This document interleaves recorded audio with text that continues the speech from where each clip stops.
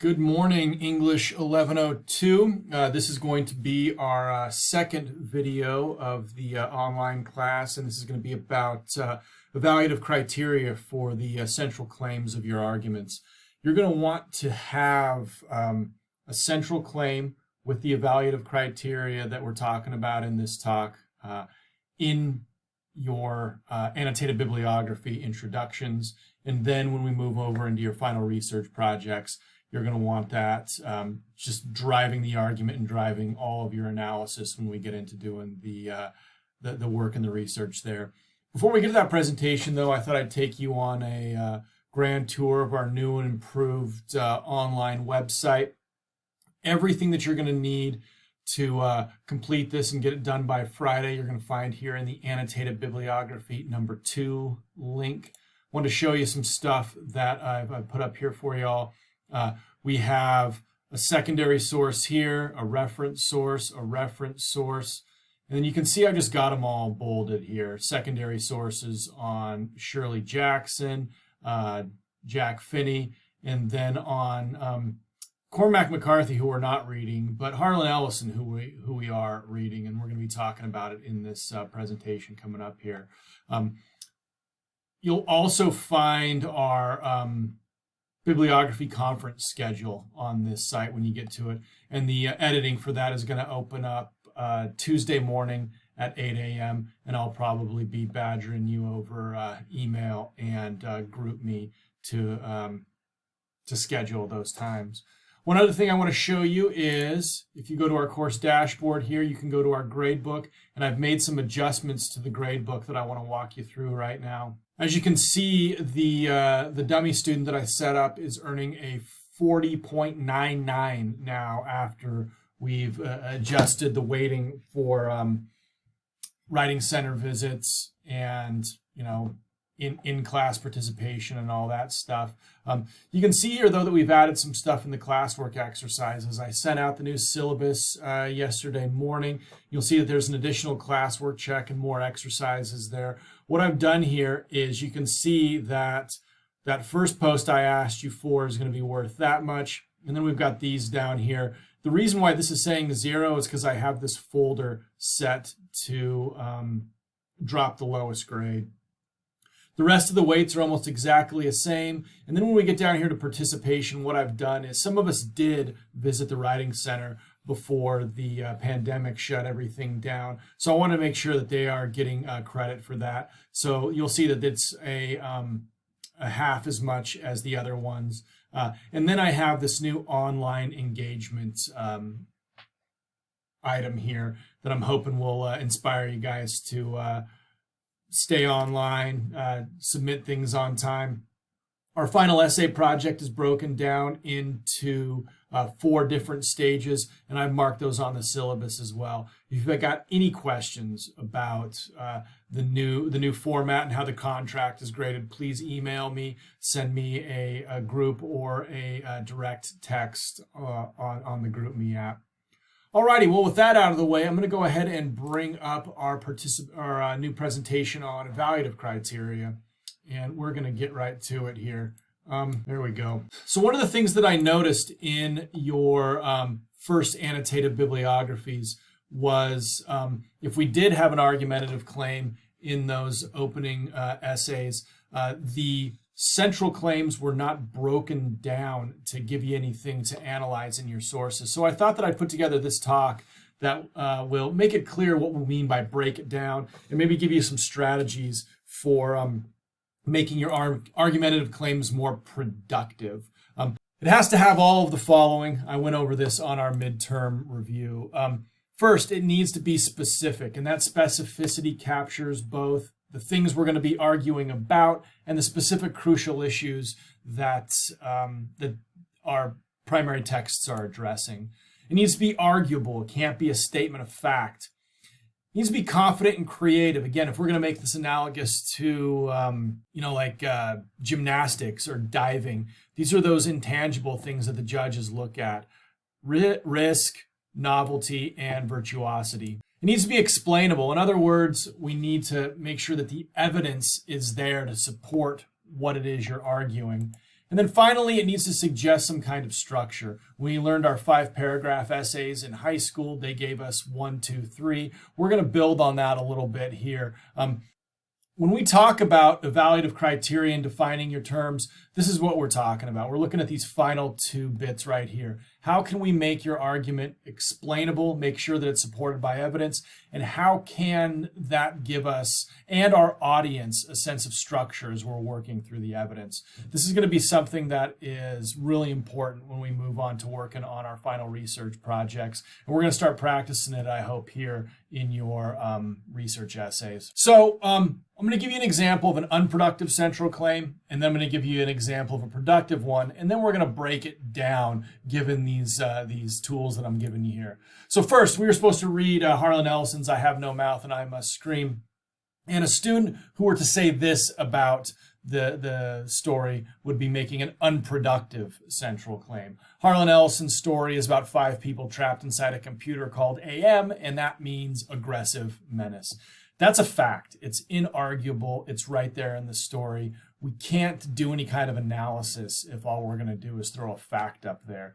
A better example would be something like Harlan Ellison's I Have No Mouth and I Must Scream calls into question everything we believe about Western, specifically American superiority. So here we've got lots of things that we can break down. I'm going to go ahead and show you them. First of all, it is specific. It's giving us our primary texts, and it's giving us a specific crucial issue that we can define and break down, and that is American superiority.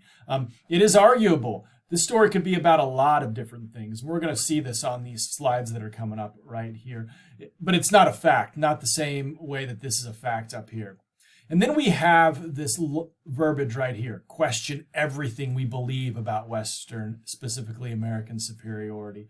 There's something interesting, confident, and creative in that statement right there. The thing that it's missing, though, is that E and that S of our SACES heuristic. It does not give us the explainable terms, and it doesn't give us a structure for our argument. So how can we do that? We've got 3 different ways that we can define our terms. The first is if you define your crucial issue as a particle. And in this case, we're going to break down the aspects of American superiority. What are those aspects?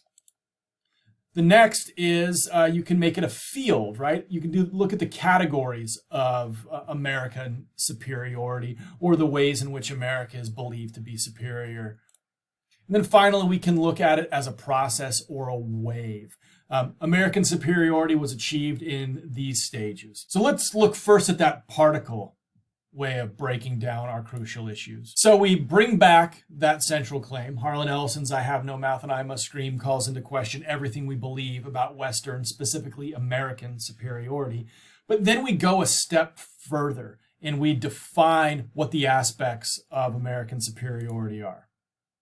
Aggression, progress, and sacrifice, the very things that make America great, may ultimately lead to individual misery and suffering. So we can see while this is giving us a direction for our argument, this right here is actually giving us some structure, and it's pointing us towards specific scenes, specific symbols, and specific actions within the story that we can start interpreting in light of what our big idea is, this perceived superiority that many Americans feel.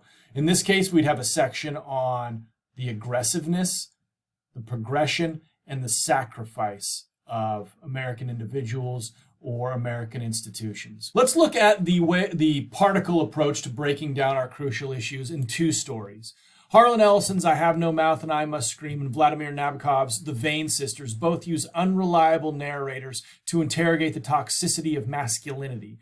This toxicity manifests itself in how our narrators directly and indirectly characterize their female characters. So we got 2 sentences there, and it's giving us some marching orders in terms of what our argument is going to be. In this case, we have direct characterization and indirect characterization. We also are probably going to have to define unreliable narrators at some point in that essay.